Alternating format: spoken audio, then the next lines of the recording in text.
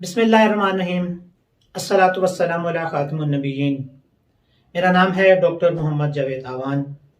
آج کی بات کا آغاز ہم ایک سچی کہانی سے کرتے ہیں کہ ریاست ہائے متحدہ امریکہ کا 16واں صدر منتخب ہونے کے بعد پہلی دفعہ جب سینٹ ہال میں داخل ہوا اپنے صدارتی کلمات کہنے کے لیے، تو ایک سینیٹر نے کھڑے ہو کر کہا کہ یاد رکھیے، آپ اس ملک کے صدر تو منتخب ہو گئے ہیں، لیکن آپ کے والد ہمارے خاندان کی جوتیاں مرمت کیا کرتے تھے۔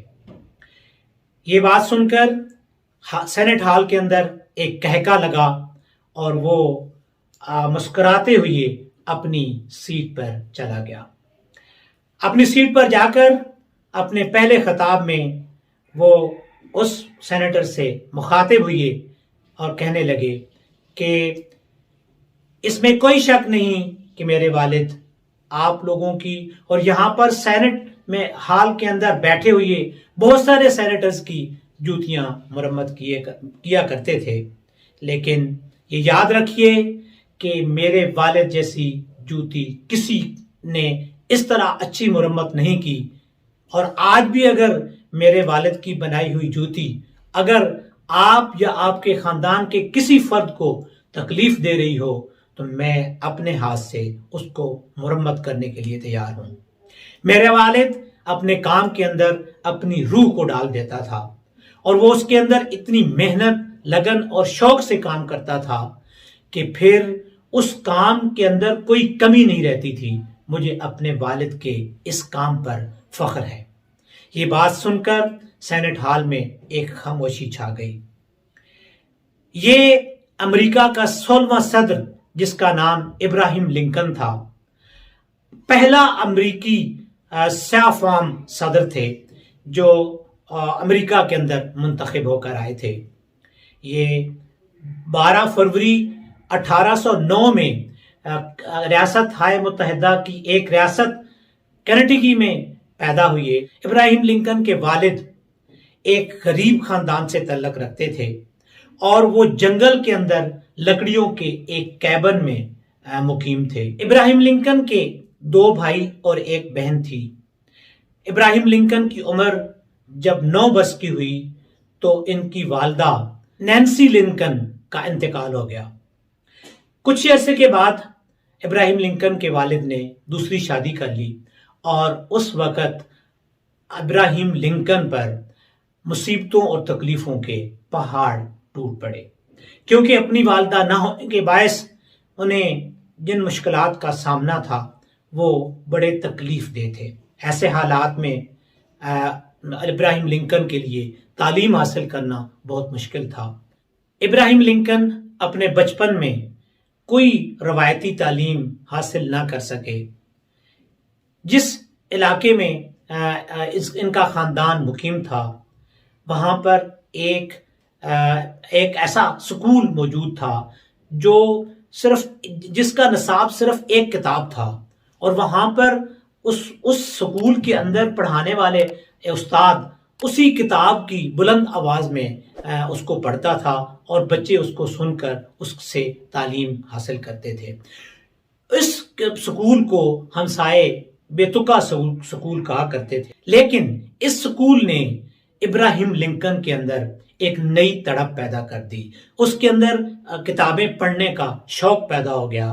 وہ مختلف کتابوں کو ریڈنگ کر کے پڑھتا، زور سے بلند آواز میں پڑھتا، اور یہ جو خوبی تھی ان کی پوری عمر ان کے اوپر حاوی رہی۔ جب کبھی انہیں کسی چیز کو وہ بھول جاتے تو وہ کتاب کو زور زور سے بلند آواز میں پڑھتے، اور ساری عمر ابراہیم لنکن اپنے تکیے کے نیچے ایک کتاب رکھا کرتے تھے اور اس کتاب کو پڑھا کرتے تھے۔ اس سکول نے کتاب کے ساتھ جو لگاؤ تھا وہ ابراہیم لنکن کے اندر بہت زیادہ پیدا کر دیا۔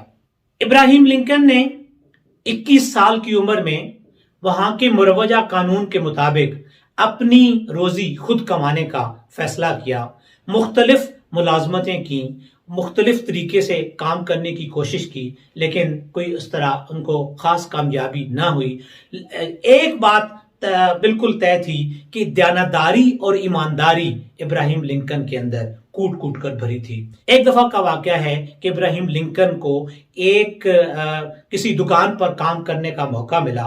वहां पे बतौर मुलाजिम वो काम कर रहे थे, लेकिन एक औरत एक दिन वहां पर कोई सौदा खरीदने आई।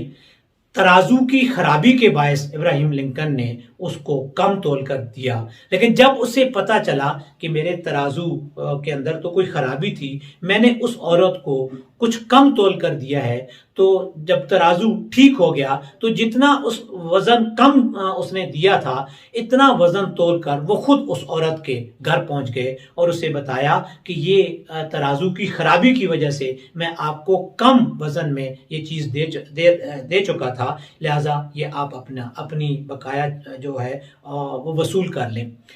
तो इस तरह इब्राहिम लिंकन के अंदर एक दयानतदारी, ईमानदारी कूट कूट कर भरी थी और अपने काम के साथ इतना लगाव था कि मुख्तलिफ जगह पर जहां भी उन्होंने काम किया अपनी ईमानदारी को साबित कर दिया।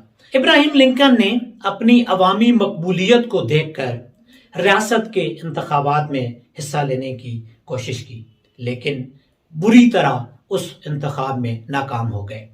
लेकिन एक बात इस इंतखाब से ये साबित हुई कि जो उनके करीब के लोग थे, जो उनको जानने वाले लोग थे, उन्होंने इब्राहिम लिंकन की भरपूर हिमायत की और वहां से उनको भरपूर तरीके से वोट मिले।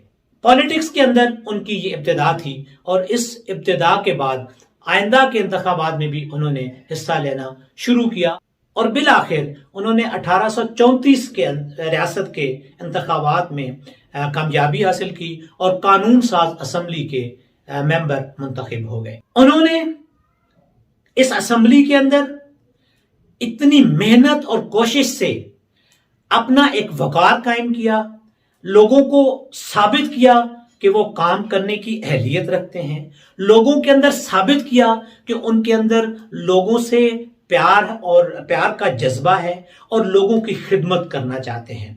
उन्होंने अपने अमल से साबित कर दिया कि वो उन लोगों के ऐसे मुंतखब नुमाइंदे हैं जो उनकी तकलीफ और मुसीबत और परेशानी में उनके साथ खड़े होने वाले हैं।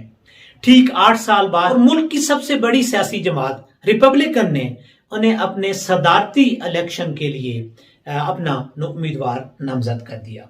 वो अमेरिका के 16वें सदर मुंतखब हुए।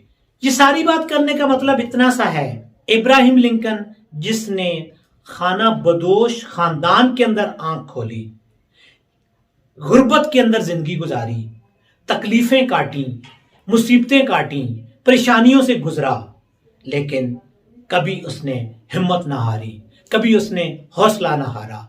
वो हमेशा मेहनत और कोशिश से काम करता रहा। अपनी इस उम्मीद पर, अपनी अल्लाह की जात पर उम्मीद रखते हुए कि मुझे अपनी मेहनत और कोशिश का सिला मिलेगा, तो अल्लाह की जात किसी इंसान की मेहनत और कोशिश के सिले को कभी रायगां नहीं जाने देती। मेहनत, कोशिश और लगन से काम करने वाला इंसान हमेशा जिंदगी में कामयाब होता है और कामयाबी खुद उसकी झोली में आकर गिरती है। इसके अलावा अगर कोई ये समझ लेता है कि मुझे किसी प्लेट में रखकर कामयाबी दी जाएगी, मेरे सामने कामयाबी पेश कर दी जाएगी, ऐसा मुमकिन नहीं हो सकता है।